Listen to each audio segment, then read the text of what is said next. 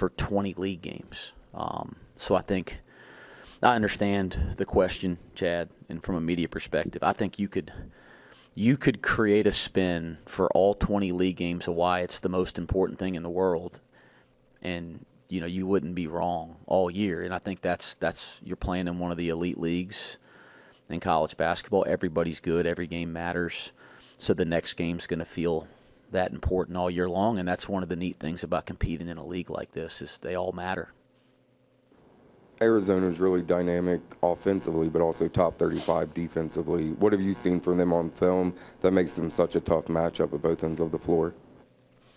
Yeah, they're very, very good. I mean, and again, we're going to sit in press conferences like this and say this for 20 straight league games, but they're an elite team in college basketball.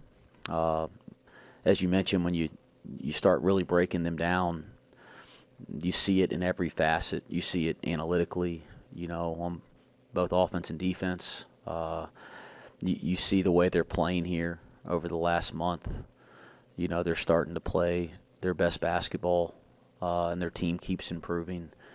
And you mentioned they're not a one-trick pony, right? I mean, offensively they put a lot of pressure on you in their transition offense. They're a really, really good half-court offensive team. They're obviously very well coached and have great players, and then they do some great things defensively as well to make it difficult. And then they're a great rebounding team, and that's why they're one of the best teams in college basketball, right? When you can say all these positive things about every aspect of the game, it's going to equal a great team, and this is a great basketball team. How do you handle a guy like Caleb Love that, seems to have continued to mature? He's not just a volume guy now. He's also playing with a little bit more efficiency, but he's still going to get his 15, 17 shots again. I think he had 33 on 17 shots Monday. Well, he was I think Pac-12 Player of the Year last year. I think that says enough right there, right? You're talking about one of the elite players a year ago in college basketball that's obviously continued to develop and grow, so he's even better at this point than he was a year ago as the best player in one of the top leagues. So he's a terrific, terrific player. And you could break down his game here, but he's just a terrific, terrific player that's going to cause problems for everybody that's got to face him this year. We're no different, but they're a team that is not about one guy or two guys. I mean, they have a roster full of guys that are really good, but obviously, the returning Pac-12 Player of the Year, preseason first team, Big 12 guy. I haven't looked at all this stuff, but my guess is he's a preseason All-American and all that kind of stuff. I mean, he's a terrific player. You mentioned the rebounding. I think they average like 42 a game. How do you stop that? They had a 7-2 guy go down, another 7-footer comes in and gets 15 and 6, or are they just that deep? Their front court has been a strength of the team since Tommy's been there, right? They've had not just good front court players, but depth in the front court. We played them in Maui a couple years ago, and there was just multiple front court guys. And so, yeah, they lose one of their main guys in the front court, but as you see, they have multiple guys that are ready to step in. And it's not just the front court guys that impact their rebounding. Certainly that's a big part of it, but they're a good rebounding team from top to bottom, regardless of the lineups that they're playing. And, we have the ability to be a good rebounding team. We've shown that. We have to do it more consistently, and we did not rebound the ball, I think, to our standard in our first game at Kansas State in league play, and we have to get back to playing with the level of physicality and edge that we've shown we're capable of playing with. On that front, it looks like Dan is close to back to being himself, but I think he's right at or just 4 rebounds a game since coming back. Is that part of just getting him back into the rhythm of things where he's getting some of those, balls that are out of his area that he normally is a factor for, that maybe that's not all the way back yet? Yeah, I think with Dan, a couple things, right? You knew when he took all that time off that there were aspects of his game it's not all going to – you don't take all this idle time and then you come back and it's just all where it's supposed to be in every phase of the game. So you know that, there's going to be a process for him playing at his best. And I think if you look at the time since he came back to now, he just kind of keeps improving and continues to find his rhythm. Like you saw the ball go in, shooting the basketball in the Kansas State game. That he shot it well all summer. He shot it well all preseason. He shot it well in our competitions before our first game. I think he shot it well in our first game. So, he's going to shoot the ball well, and we're seeing that in practice with him. It's just a matter of time before it happens in a game. So it's good to see the ball go in for him in a game, but it didn't surprise us. It's the same thing with the rest of his game, right? Whether it's sustaining defensive focus and effort, whether it's sustaining, his ability to run both ways in transition offense and defense, whether it's staying engaged offensively, whether it's getting, the rebounding habits offensively and defensively, whether it's decision making. He's having moments over the last month in all of these areas that are excellent, that show he's an elite player. I think the more he's back, and he works at it so hard in practice every day. So the more he's back, the more minutes under him, I think the more consistent he becomes. Coach, Seamoss is just 5 for 27 from 3 over the last 4 games. Have you been able to pinpoint anything on film that's kind of contributing to that, or is it just a case of the law of averages finally catching up?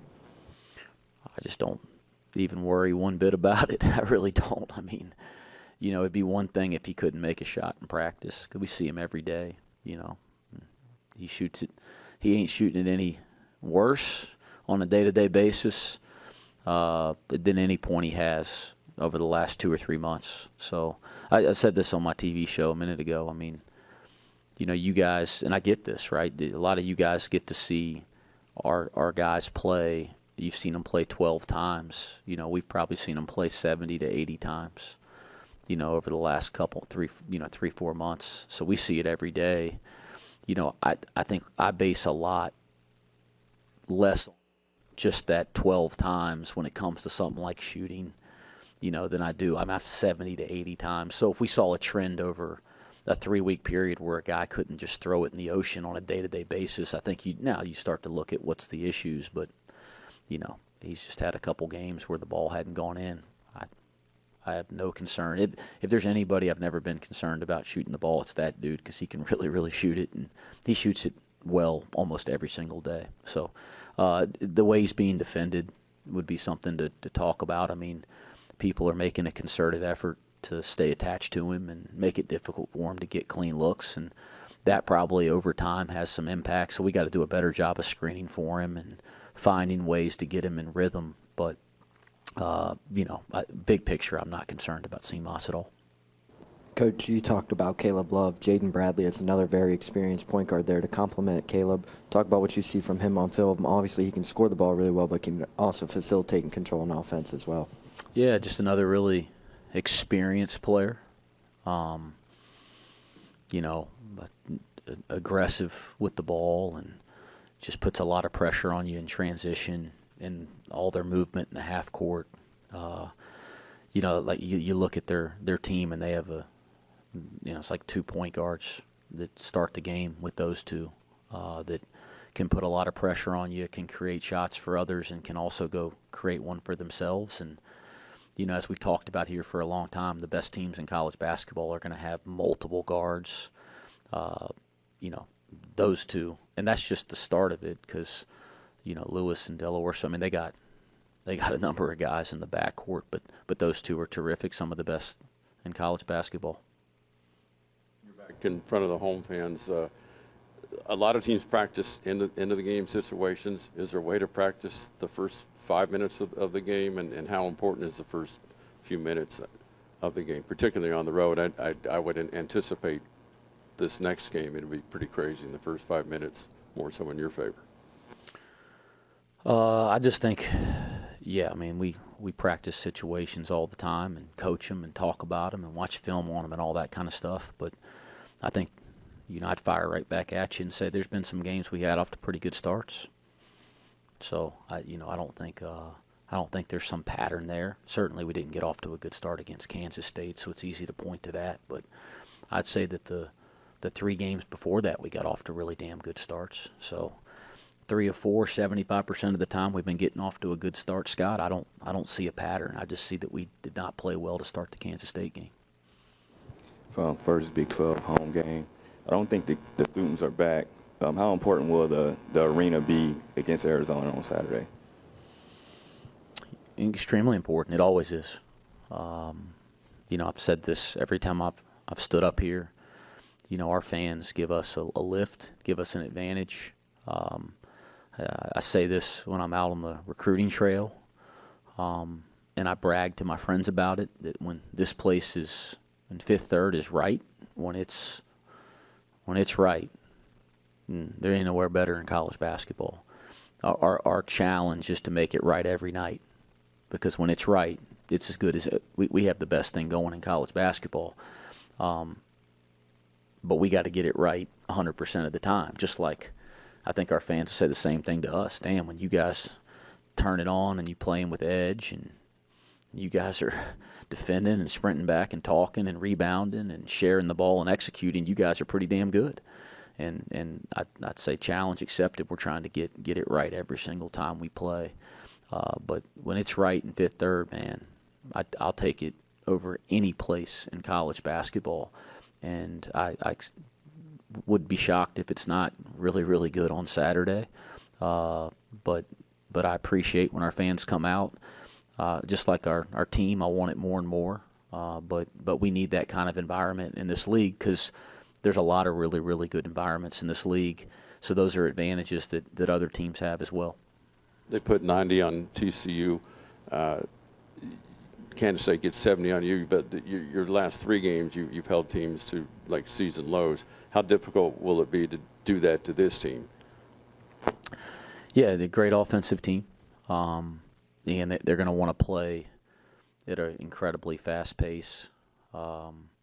So I think from our standpoint, we don't really set goals in terms of points per game.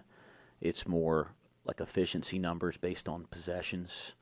So like when you guys look at a statistic, like how many points do you allow in a game, I don't know. That is like so far away from how we look at it. I won't even speak to it. We're going to look at how many points per possession did we allow, and that's kind of how we're evaluated. So if you're going to play a really high possession game, maybe the points get higher, but what's our points per possession allowed? And we're looking for the same thing with our offensive output.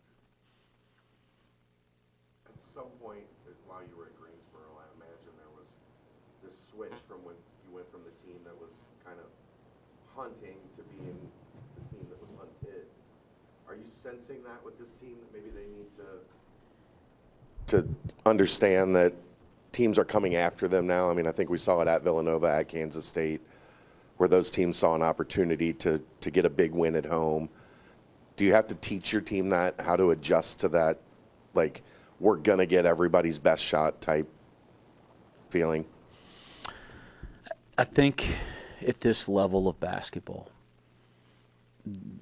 you're going to get the best shot. Again, look at our league. Look, like everybody's really good. Everybody's really hungry. You're going to get everybody's best shot. What I challenge our staff, myself, our team on a day-to-day basis, it's not just our players, is to never, ever allow ourselves to feel like we have it figured out, that we've arrived. I don't know if that's directly answering what your question is, but you never, ever have it figured out. You're always trying to figure it out. You're always trying to take something that you're doing, if you're doing it well, and try to get a little bit better at it or master it. And I think it's human nature to, when you have some relative success, to want to go, oh, we're good, we got it, And to me, that is the death of excellence and sustainable success. And so to me, that's the challenge on an everyday basis.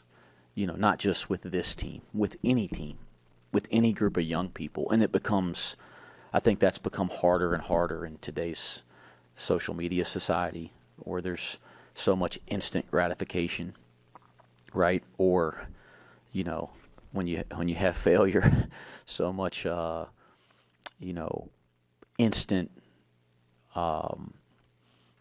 rat poison, as I would tell the players, right? I mean, I think you have to try to remain in the moment and consumed and obsessed with improving. And I think when you can execute that, you're prepared for whatever is in front of you.